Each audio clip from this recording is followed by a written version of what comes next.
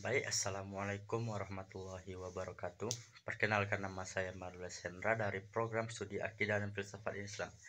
Di sini saya akan menceritakan sedikit banyaknya mengenai filsuf Plato, mulai dari biografi, pemikiran beliau, dan juga apa saja prestasi-prestasi dari buah pemikiran beliau itu. Video ini saya dedikasikan untuk menyelesaikan tugas akhir semester saya pada mata kuliah Filsafat Klasik dengan dosen pembimbing Bapak Mualim M, Master Pemikiran Islam. Baiklah, yang pertama saya ingin bercerita dahulu mengenai sejarah biografi dari Plato sendiri. Plato sendiri lahir pada tahun 427 sebelum Masehi dan meninggal pada usia 80 tahun, tepatnya pada tahun 347 sebelum Masehi. Plato sendiri itu sebenarnya bukan nama asli, tetapi gelar yang diberikan oleh infrastruktur senamnya dikarenakan Plato ini memiliki badan yang lebar dan juga bahunya juga lebar itu. Jadinya oleh infrastruktur senam diberikan gelar Plato. Nama asli beliau sebenarnya adalah Aristokles, bukan Plato itu sendiri. Namun di kalangan para filsuf lebih dikenal dengan istilah Plato itu. Plato sendiri merupakan keturunan dari seorang bangsawan. Namun ketika ada gejolakan politik di negaranya, beliau pernah hampir dijadikan budak. Namun pada akhirnya juga ditebus oleh orang tuanya kembali gitu. Plato sendiri merupakan seorang pendiri salah satu universitas pertama dalam sejarah barat, yang universitas itu bisa dibilang berdirinya cukup lama. Nama universitas itu Akademia. Akademia ini sudah berdiri dari zaman era Plato sampai seterusnya, dan berakhirnya itu baru ketika zaman kekuasaan Romawi. Kenapa dibubarkan pada kekuasaan Romawi? Dikarenakan tentara Romawi itu takut nantinya dari akademis dari akademia ini menjadi penentang terhadap teologi Kekristenan. Jadinya tentara Romawi ini menghapuskan dan melenyapkan dari universitas atau akademia ini. Plato sendiri baru tertarik dengan dunia filsafat ketika beliau bertemu dan berdiskusi saat beliau masih anak-anak dengan salah seorang filsuf, yaitu Socrates.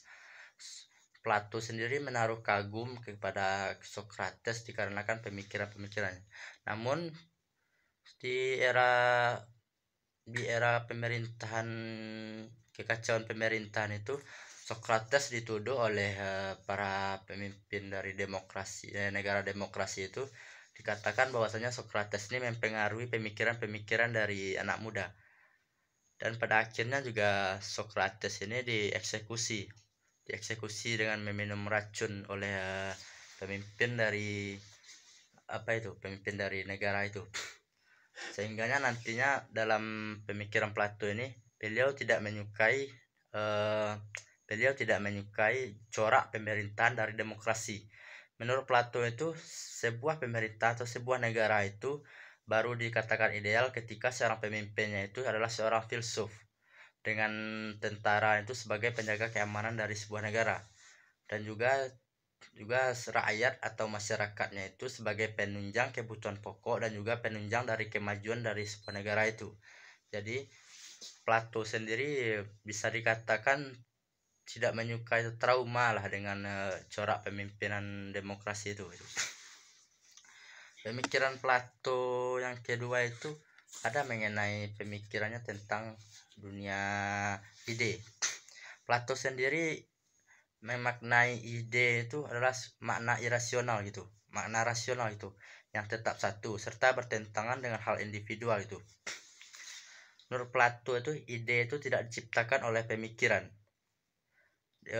maka ide itu tergantung pada pemikiran manusia itu. Jadi maksudnya itu gini, menurut Plato itu tanpa manusia pun alam ide tetap ada itu, alam pemikiran ini. alam pemikiran itu metafisika, bukan metafisika, alam ide itu. Terus mengenai pemikiran Plato yang kedua itu mengenai jiwa. Kata Plato itu ada ungkapannya itu, jati diri manusia adalah jiwa dan badan itu hanya sebagai tanda gitu. Maksudnya itu Plato mengungkapkan demikian, maksudnya itu gini. Jiwa manusia ini sebenarnya adalah jiwa, bukan badan itu. Badan hanya sebagai tanda. Menurut saya itu maksudnya itu gini, segala aktivitas manusia ini sebenarnya diatur atau dikelola oleh jiwa. Manusia ini badannya itu hanya sebagai tanda. Tanda itu maksudnya kita melihat manusia ini bergerak, tandanya itu adalah badannya, padahal aslinya yang bergerak itu adalah jiwanya gitu. Jadi maksud Plato itu jati diri manusia sebenarnya adalah jiwa, bukan badan gitu. Menarik sih menurut saya pemikiran Plato mengenai jiwa ini. Dan juga pemikiran beliau yang ketiga yaitu mengenai etika gitu. Beliau beranggapan etika ini bagaimana seorang itu bisa mencapai budi yang luhur atau budi tahu itu, kata Plato.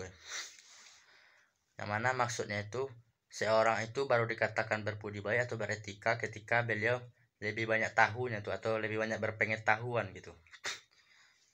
Mungkin menurut saya sekian ya, itu yang dapat saya tangkap dari pemikiran filsuf Plato ini.